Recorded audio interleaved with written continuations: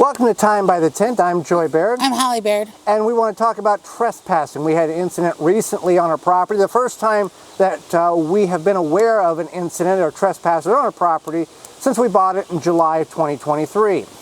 Yeah, so we have cameras, trail cams, mostly for game, like turkeys, deer, etc., but also for a little bit of protection surveillance. And just coming off the property a bit were two mountain bikers. Dirt Bikers, not mountain bikers, dirt bikers. And they clearly saw my hunting blind that Joey had just moved within the last couple weeks before that. Now, and they turned around. And they turned around. No haste whatsoever to get out. You can see on the video here, they were talking to each other. It looked to be an adult male and a teenager. The teenager seems to not know how to operate the bike, as the adult male showed him how to back it up.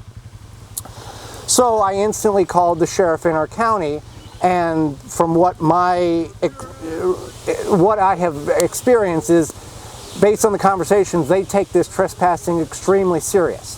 So I was able to pull the video from the camera, as you've seen, and some high definition photographs in order to get the license plate. If they didn't have license plates on their bike, this would be a nothing case. Right. So I called the sheriff. He informed me of what I can do as a landowner.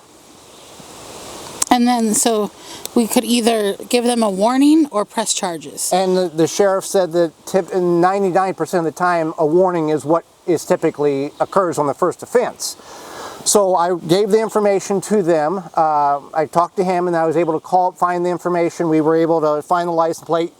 You pulled it up on the computer. We knew exactly what bike it was, the year, the expiration, and we had the license plate number and some kind of VIN number.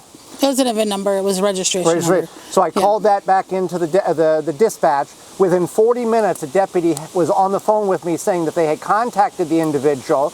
They have a cabin 5 miles from the property, which is nothing for a dirt bike to travel. They travel all these trails. And that, quote, I've schooled him on what public and private land is. And I asked this deputy, I said, sir, did he seem receptive in that information? Well, he didn't apologize for being on your land, but he made it clear he would not return. Now, since that time, I've went back and I've put no trespassing private property signs at the backside of our property, which I did not think needed to be because it's thick woods. Those two individuals had to travel at least one, possibly 3 different properties in order trespass to get to where we were at. So I went back there. They have logged several patches back there, which would allow an individual more freedom to wander through rather than an old thick logging road. So hopefully this doesn't happen again. And you know, they're sitting, probably him and this kid sitting by the cabin, and a cop rolls up and they get photographed, and who knows how many other cameras they were on. We just have the Tacticam cell cameras where we instantly get the information right away. So I just want to say one thing. I grew up being very outdoorsy, and I was taught to always know if you were on private land or if you were on public land, or to avoid private land, and to be aware whether you're camping, hiking, foraging, whatever, hunting, in this, not in this case, but in many cases, hunting, you know, fishing, whatever, and to be aware of the rules and things like that.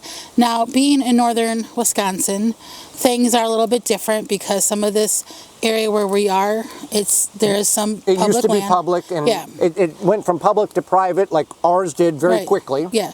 So, but you can see that the lots are being sold off. So I think there's some lack of mindfulness there. I know that a lot of people, again, are used to it being public land, but if you drive around, you see all these plots being sold. But you just don't jump on a trail you're unfamiliar with and just go until a tree stand or a deer blind stops you. And in the state of Wisconsin, now they may not have been hunters, but in the state of Wisconsin, public land, you are allowed to have your tree stand on public land hunting between September 1st and January 31st. At the latest, they have to be removed following January 31st. So we're in the middle of June, in the middle of summer. If you're on public land, there should not be a tree stand or a deer blind anywhere on that land. So he may have not been educated in that level, which is understandable, but just to get on a motorbike and start packing through different properties and following trails, that is not very smart.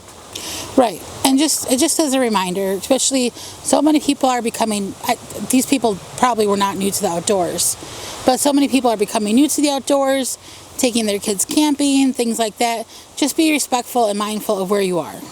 There's plenty of resources online to know who owns what property and where the property lines are. So again, cameras are everywhere, and you're probably going to get filmed, regardless if you're aware of it or not. They had no clue there was a camera. They saw the blind, the cameras blend in, and our camera was 10 feet off the ground. All right. So it wasn't like you just walked up, oh, there's a camera. He wasn't looking for it, had no interest in looking for it, and had no urgency to get out when he turned around because the blind stopped him. So be mindful. Thanks for watching, and we'll see you next time.